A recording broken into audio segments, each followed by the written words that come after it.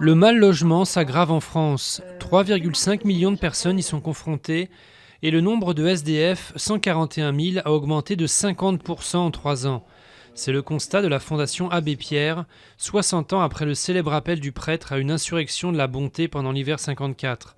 La Fondation insiste particulièrement sur les dangers de perdre son logement après avoir perdu son emploi. Les grandes marées menacent l'ouest de la France. Là où le littoral est déjà fragilisé par l'érosion, la conjonction de niveaux élevés de la mer et de fortes vagues présente des risques de submersion. Pour cette raison, 9 départements étaient placés en vigilance orange. Amanda Knox de nouveau condamnée. Pour le meurtre de sa colocataire en 2007, l'américaine a écopé de 28 ans de prison en appel. Déjà condamnée en 2009, puis acquittée en 2011, la jeune femme était retournée aux États-Unis, d'où elle s'est dite jeudi effrayée et attristée par un verdict selon elle injuste. Ses avocats portent l'affaire en cassation.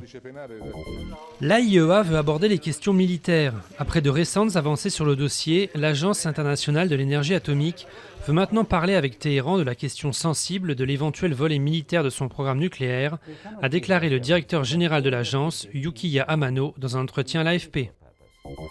Les défenseurs de l'environnement sont inquiets. Des déchets de dragage vont pouvoir être rejetés dans la Grande Barrière de Corail. Ils proviennent des travaux pour agrandir un port qui exporte du charbon. Inscrite au patrimoine mondial de l'UNESCO en 1981, la Grande Barrière a perdu plus de la moitié de ses coraux au cours des 27 dernières années.